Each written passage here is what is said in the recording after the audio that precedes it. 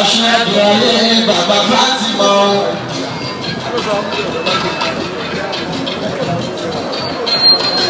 bí láyé kò sí ọlọ́lá.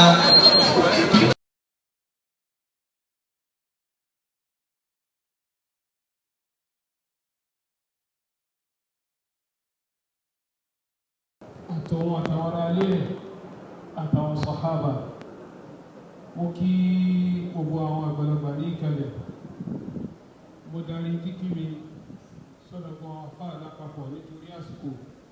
Ní àbáyọ níbi kùdìẹ̀kùdìẹ̀ àwọn níwájú Ọlọ́run, túrú gbogbo ẹ̀yin tẹ́ ẹ kù láyé tẹ́ ẹ máa wá foríjì fún wọn, tẹ́ ẹ máa tọrọ àdúrà.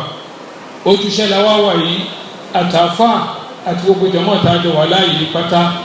Àwọn gbólóhùn táàwì yìí, àwọn gbólóhùn tó rọrùn láti wí ni. Ẹ jẹ́ àjọ papọ̀ pọ̀ sọ́dọ̀ Ọlọ́run nítorí ìyá wa tá a torí wọn jókòó, Alhaja wa Tawakkaltu Agboola Oluomo di ìyá súnà fún Ifọ̀ àti agbègbè ẹ̀. Kọ́lọ́ dákun gbogbo yìí tí a ṣe kómúládé ẹ̀ lọ́ba wọn.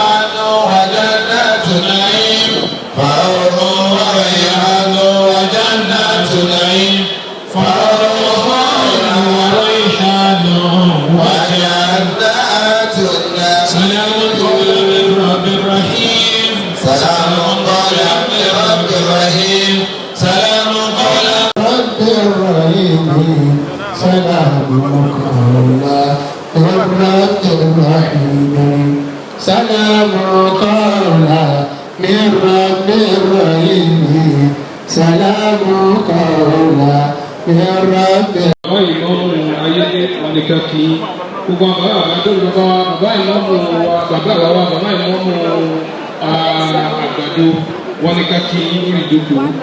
Bàbá ìmọ̀mù àkútè wọ́n ní ká kí. Bàbá ìmọ̀mù òkè àrò wọ́n ní ká kí.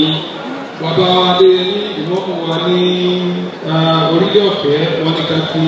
Gbogbo àwọn ìmọ̀mù ní ilé kọ̀ọ̀kan lápapọ̀ wọ́n ní ká kí bàbá gómìnà pé àlékún dùnú, àlékún rọrùn, àlékún dáadáa nínú ayé kọ́lọ́mù àbáwá ṣe fún yín. Alápàdà sí ikú, àpàdà sí ìgbà wọn. Àdíjẹ́ kó rọ̀fù ni. Now understand this, ẹ fẹ́ kó rọ̀fù ni àdíjẹ́ rọ̀fù. látọ̀dọ̀ gómìnà His Excellency 1 million naira. Látọ̀dọ̀ honorable now 5,000 naira. Àyájọ́ Muhammadu Nuh látọ̀dọ̀ wọn. Gbogbo tó náà bá mọ̀ tó ń fẹ́ ṣe sàárà. Gbogbo àwọn speakers tó wà ní àìròyìn all speakers àwọn náà ṣe sàárà fún ìyá wa. Mo ti gbọ́ ti ń sà. Wọ́n gbé láìlọ́n. Wọ́n á gbé láìlọ́n. Ṣùgbọ́n a gbọ́dọ̀ kọ́kọ́ gbà á. Àfi kí gbogbo tó bá náwó sí kọ́lọ̀ ń jẹ́ kọ́wé òtó. Ọwé òtó ni. Bàbá gómìnà, èyí tẹ̀ ń béèrè lọ́wọ́lọ́wọ́ yìí, Ọlọ́run bá wa ṣe fún yín. Èyí tẹ̀ ń béèrè lọ́wọ́lọ́wọ́ yìí, Ọlọ́run bá wa ṣe fún yín. Èyí tẹ̀ ń béèrè lọ́wọ́lọ́wọ́ yìí, Ọlọ́run bá wa ṣe fún yín. Ọlá bisimilahi rahman rahim wà dùhà alápapọ̀. Bisimilahi rahman rahim wà dùhà wal-layli idha saja. Ma wadda'aka rabbuka wa ma qala.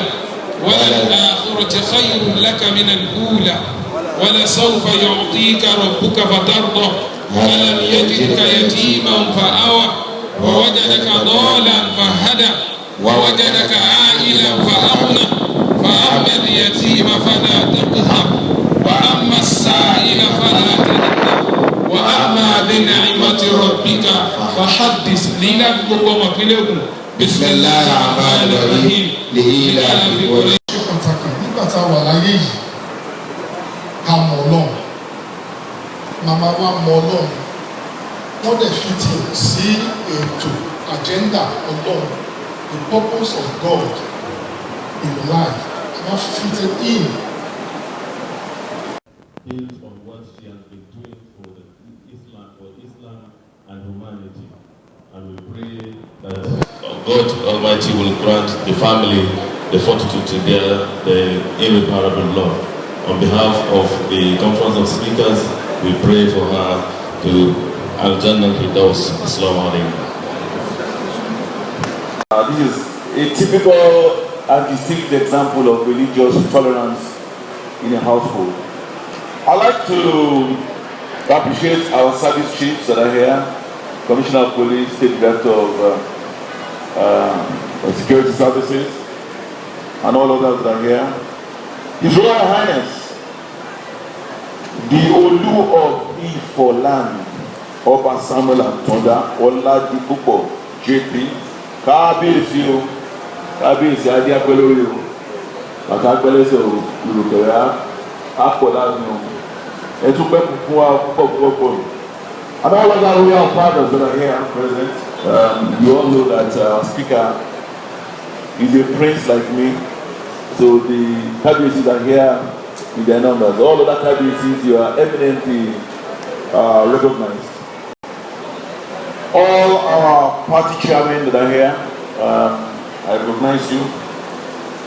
All members of SOXFA, I can see you in your beautiful attire. You are recognized.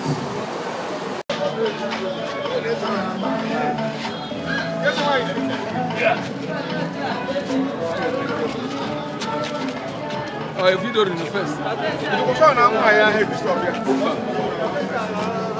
Hey.